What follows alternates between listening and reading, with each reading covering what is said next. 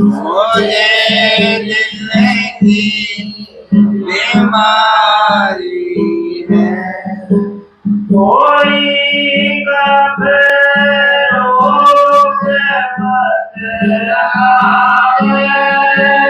कोई काशी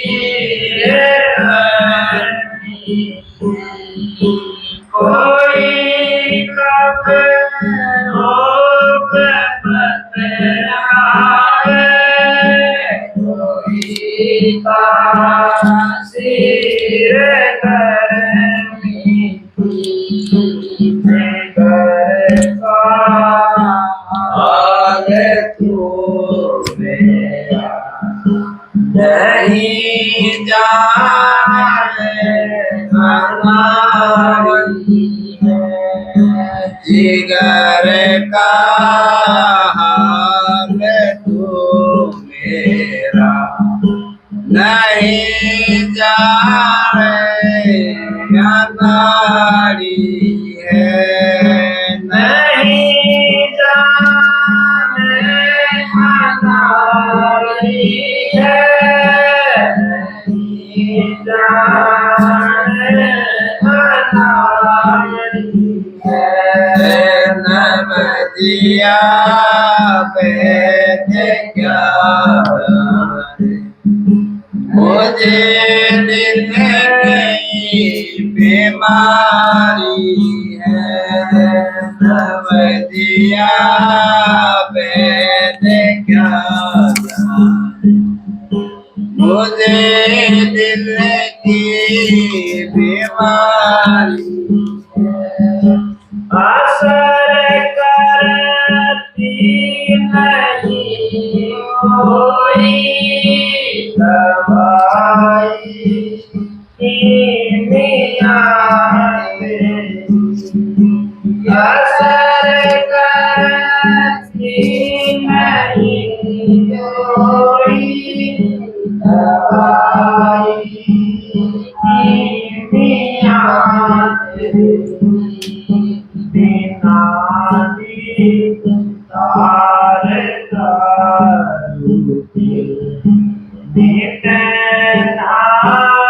बेकरारी है। बिना तार मिटना बेकरारी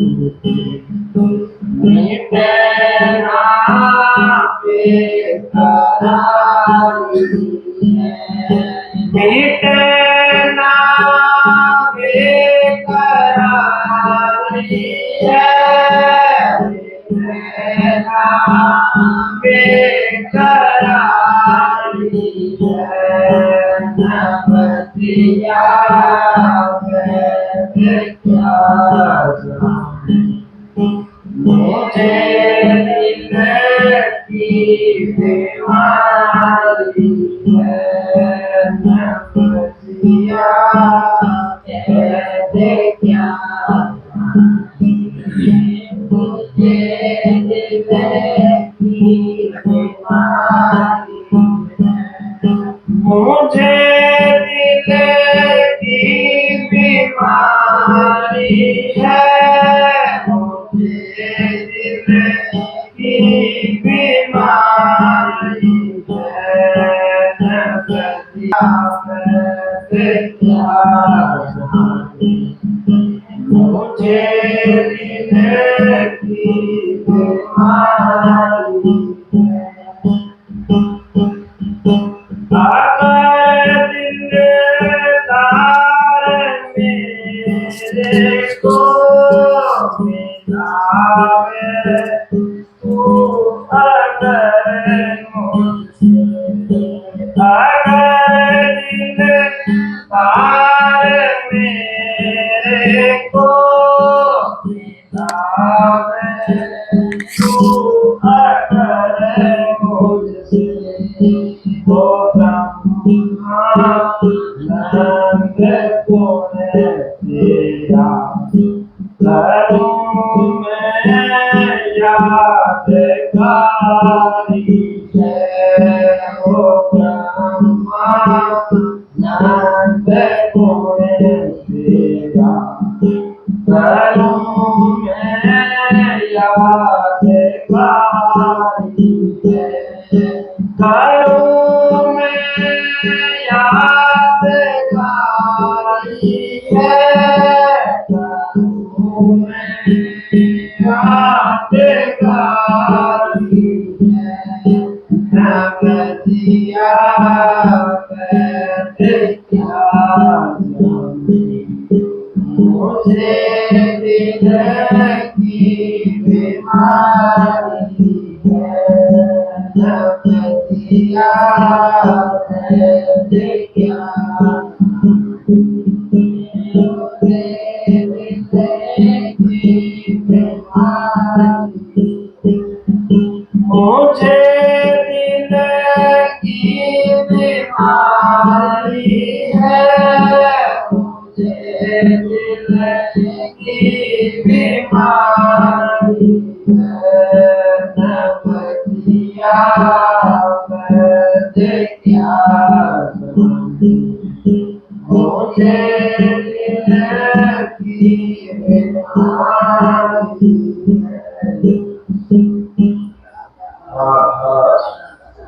राधा स्वामी दाता दयाल की दया, राधा स्वामी सहाय राधा।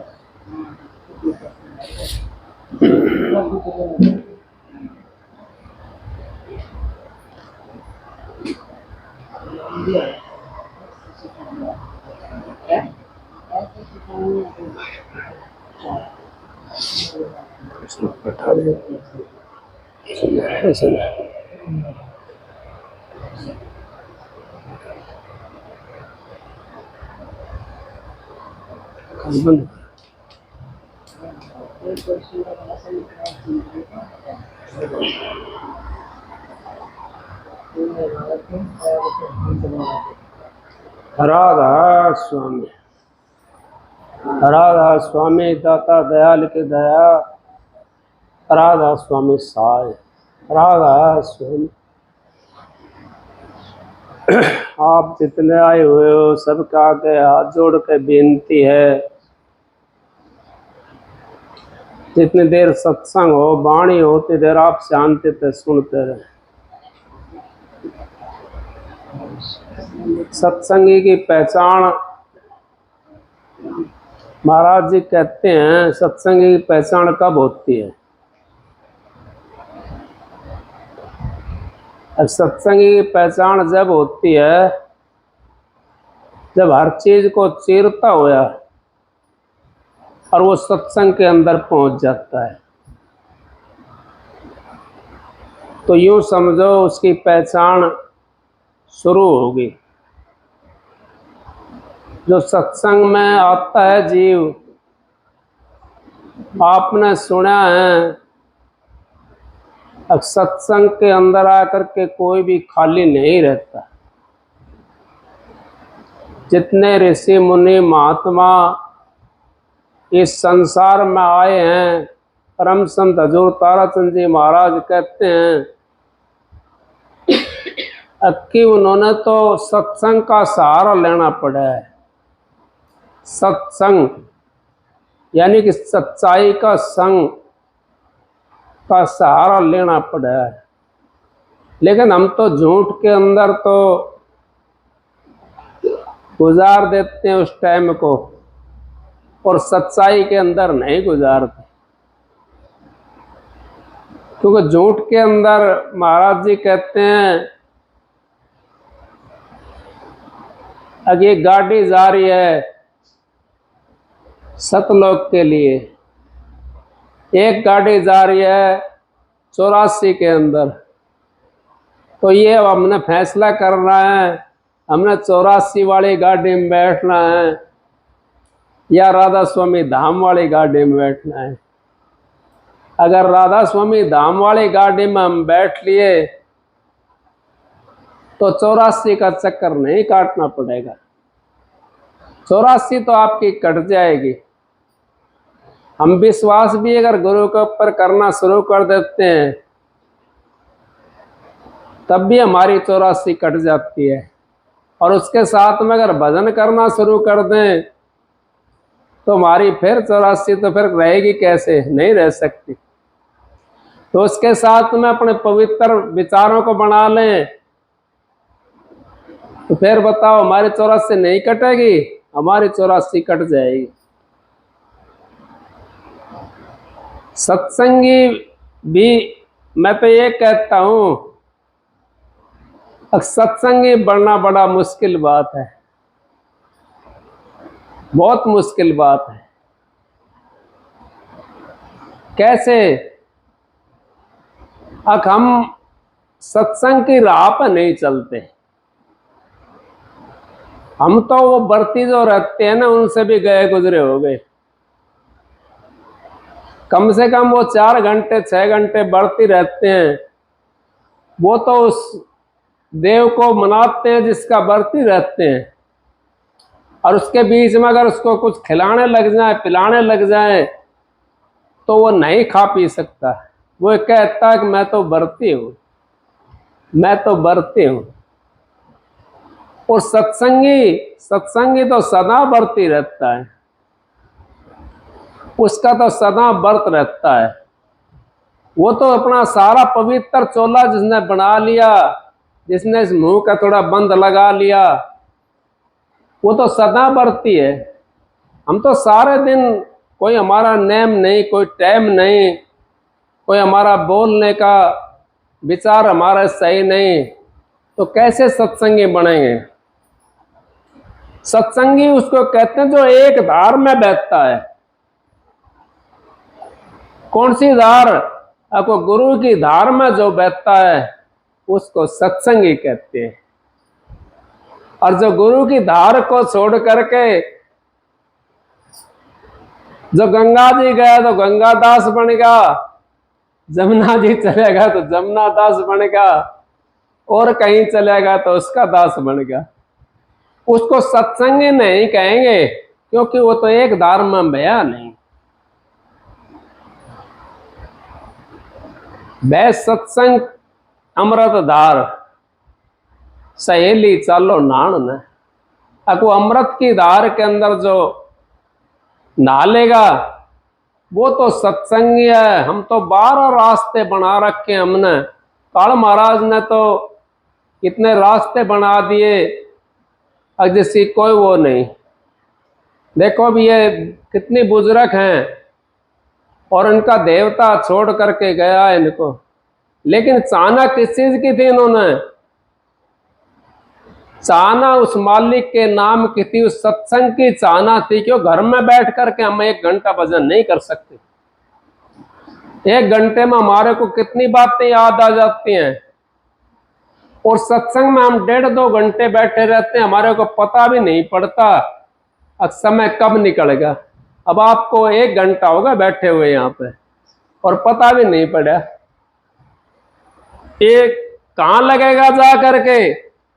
ये उस मालिक के दरबार में जा रहा सीधा, क्योंकि हम तो उसकी आस पर बैठे हुए हैं ना, उसकी आस पर बैठे हैं, तो मालिक के दरबार के अंदर सीधा जा रहा है। तो इस करके सत्संगी बनना सीखो। हमने तो बहना नहीं सीखना।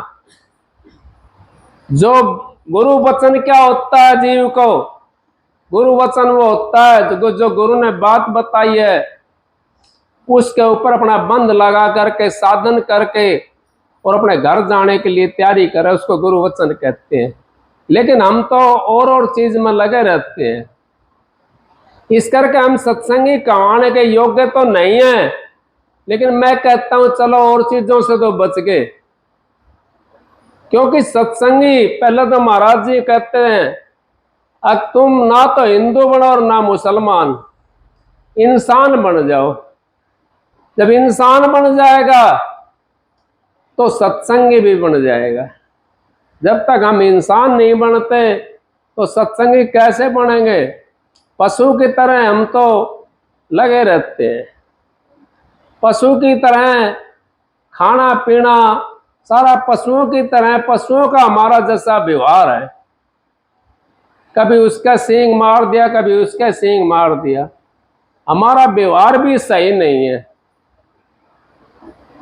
इस व्यवहार को भी हमने बदलना है, क्योंकि हमने कम से कम तो बोलना है, और जितना हो सके उतना मालिक की दया से अपना विचारों को पवित्र रखो और एकांत करने की कोशिश करा करो। जब आप लोग एकांत में रहोगे तो आपका सुमरण भी बनेगा और भजन भी बनेगा, और जो है आप उस मालिक से भी मिल जाओगे। तो इस करके आप एकांत में रहोगे जितना, दुनिया के झगड़ों को छोड़ दो। बहुत दिन हमने झगड़े सुन लिए, बहुत दिन उन झगड़ों में हम बैठे रहे, पड़े रहे हैं। उनको अगर हम छोड़ करके थोड़ा सा समय हमारे पास में इसको हासिल करने की कोशिश करें। जो तेरा मेरी में कोई परमात्मा से मिलता देखा है? नहीं देखा मिलता हुआ, और मिल भी गया तो उसको ये पता नहीं कि परमात्मा है कि नहीं है। अगर कोई मिल भी गया भूल चूक में, कृष्ण जी किसने परमात्मा समझा? कृष्ण जी तो उन 5 पांडवों ने परमात्मा समझा, कौरव नहीं समझा कृष्ण जी को परमात्मा। राम किसने परमात्मा समझा? राम की नगरी ने परमात्मा समझा।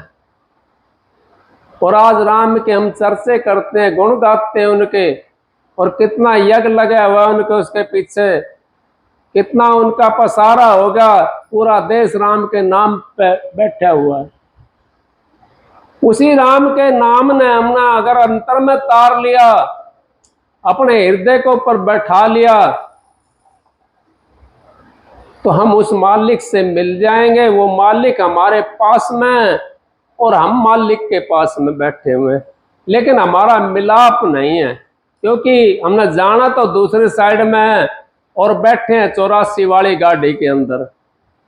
84 वाली गाड़ी के अंदर से तो उतरना पड़ेगा, उस सतनामी गाड़ी में जाकर के बैठना पड़ेगा। क्योंकि हम तो कहते तो बहुत कुछ हैं। अब भाई ने शब्द गाया, मेरी नजर में मोती आया है। देखो कितनी गहरी बात है। अब वो मोती कौन सा है? वो मोती तो राम का नाम है, वो परमात्मा है।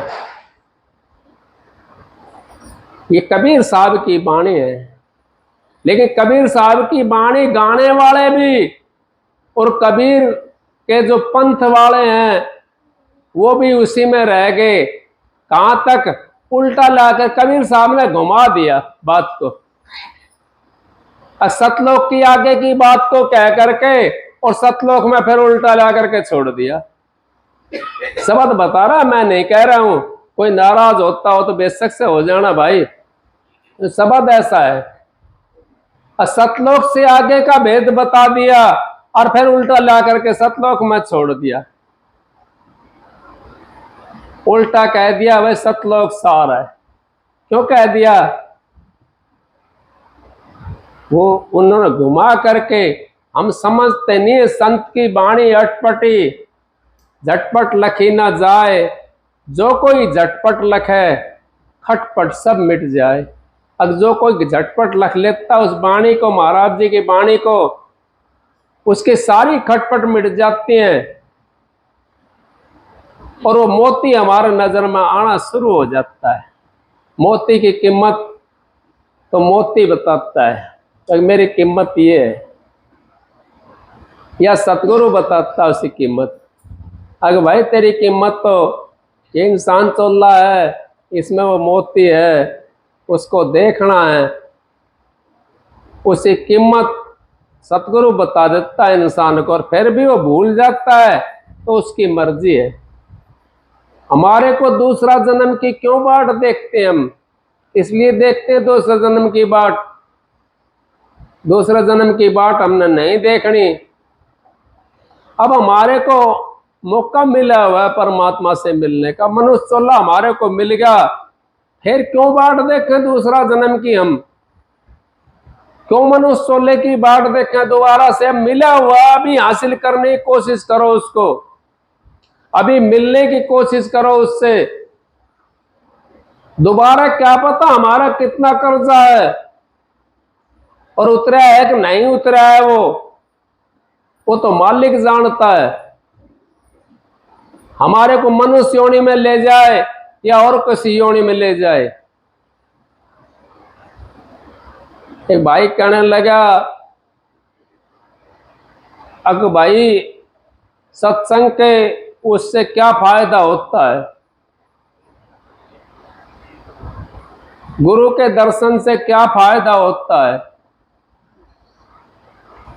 बोले भाई मैं तो बता नहीं सकता, आप ऐसा करो, वो फलानी जगह एक जीव बैठा हुआ है, हंस लगा लो, वो बैठा हुआ है, वो बता देगा। अब उसने कही भाई बताओ सत्संग से क्या फायदा है। उसके पास मैं पहुंच गया, कहने लगा बताओ सत्संग से क्या फायदा है या संत के दर्शन से क्या फायदा है। अब उसने देखा और देख के चोला छोड़ दिया। अब वो उल्टा उसके पास में आया, कहने लगा अगर महाराज उसने तो नहीं बताया, अगर भाई तो नहीं समझा, अगर ना मैं तो नहीं समझा। अब तू दर्शन करके गया संत के और तेरा दर्शन उसने करा और उसको चोला मनुष्य का मिल गया।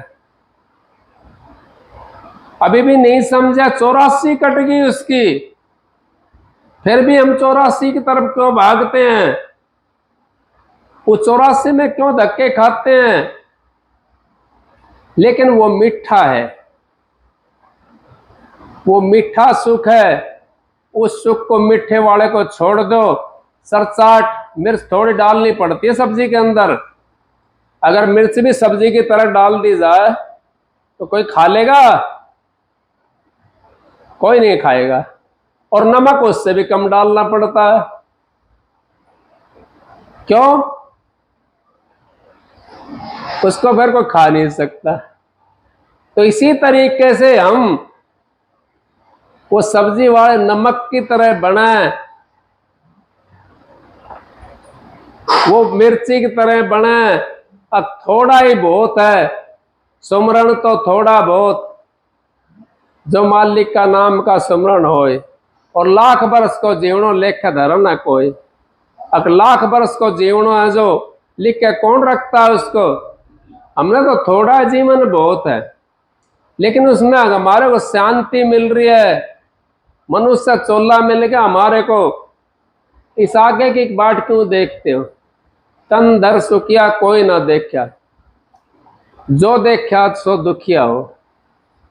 उदय अस्त, जहां से उदय होता है अस्त तक, वहां तक कोई भी सुखी नहीं है। कभी आप यूं सोचते हो कोई किसी चीज से दुखी है, किसी के पास कितना धन भर रहा है वो धन से दुखी हो रहा है, जिसके पास बेटे पोते होगा वो बेटे पोते से दुखी होगा, जिसके पास शरीर होगा अपने शरीर को देख देख करके दुखी होता है, मेरे से ऊपर कोई नहीं है। वो कहना है दुख तो है, तन धर सुखिया कोई ना देखा, जो देखा सो दुखिया हो। उदय ते अस्त तक कहीं भी जाकर देख लो, किसी से बतला कर देख लो, आप 10 मिनट के लिए 5 मिनट के लिए आपके पास में आवेगा और यूं कहेगा भाई बहुत बढ़िया, बड़ा सुखी। और फिर जब चलने लग जाए ना उसने कहा भाई बैठ जा, तो तुमने पूछने की जरूरत नहीं है, वो अपना आप बता देगा मेरा ये फलाना काम बिगड़ेगा, भाई मैं जा रहा हूं मेरा फलाना काम बिगड़ेगा। वो बताओ सुखी है कि दुखी है? वो दुखी है, क्योंकि यहां शरीर जो धर करके आया है, चाहे वो किसी चीज का भी शरीर धर करके आया यहाँ पे, वो दंड तारने के लिए आया है या अपना लेने के लिए आया है? या तो किसी का कुछ देने के लिए आया है या अपना कुछ लेने के लिए आया है। तभी यहां संसार के अंदर जन्म मिलता है। और जब दंड हमारा उतर जाता है, इस करके मैं बार बार कहता हूं, कोई भाई नाराज भी हो जाता है, खाने के पीछे भी नाराज हो जाता है। क्यों? हम तो इतना सौदा करें, अब उसको गैल गैल तार दे, इतना ना करें अब वो खाए जाए उसको वो उतरे ही नहीं। ये भी दंड है, फिर हमने आना पड़ेगा दोबारा से।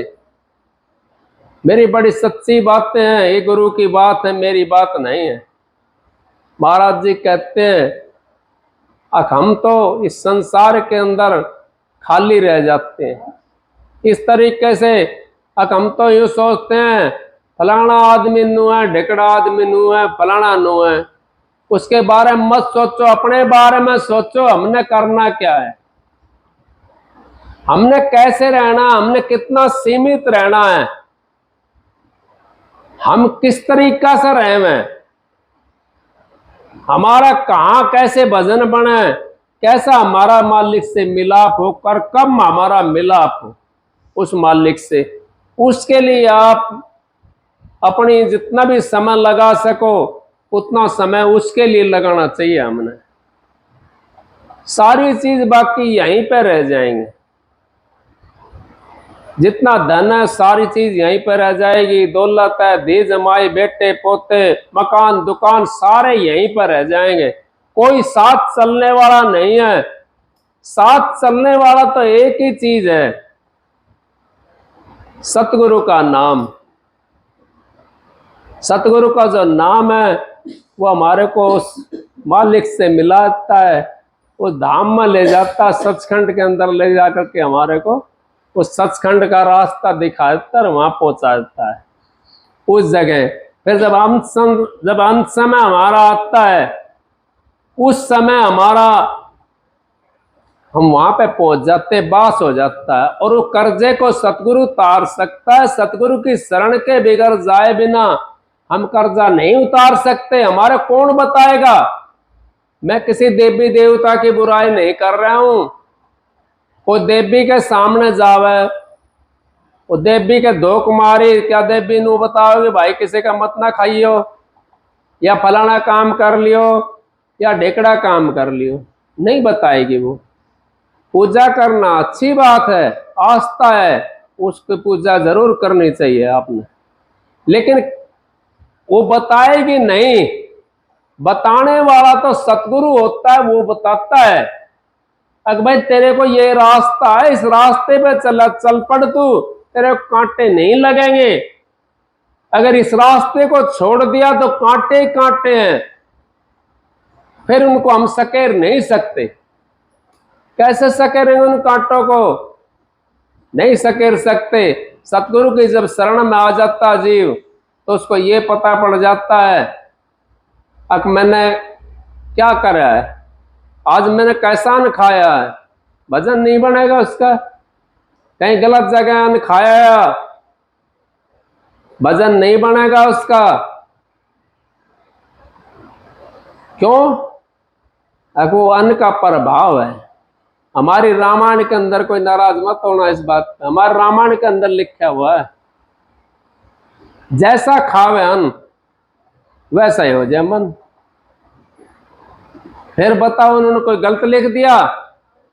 वाल्मीकि ऋषि जी ने बनाई थी रामायण, उन्होंने गलत लिख दिया। राम के 10,000 वर्ष पहले आने से पहले रामायण बना दी वाल्मीकि ऋषि ने।